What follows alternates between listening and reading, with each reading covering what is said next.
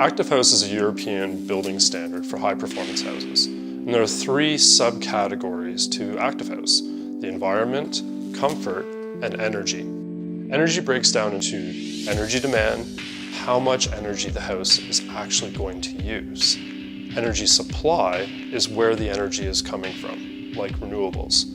And primary energy performance is how much energy the house would use without heat recovery and without the heat pump.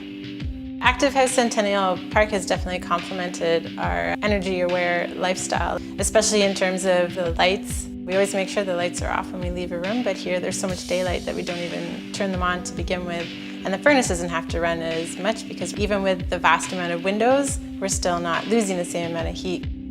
Using a thermal camera, I was able to compare Active House Centennial Park with the neighboring houses, which were built around the same time. And what I was able to show is that Active House is much warmer than the neighboring houses. It's losing less energy because of the insulation and the air tightness.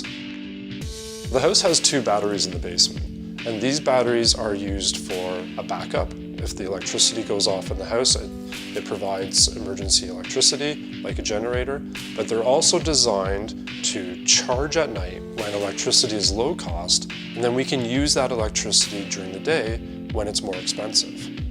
Our energy is being offset by purchasing it from a renewable utility. So that means our electricity is coming from sources such as wind and solar, and the natural gas is being offset by purchasing it from sources of biogas, for example.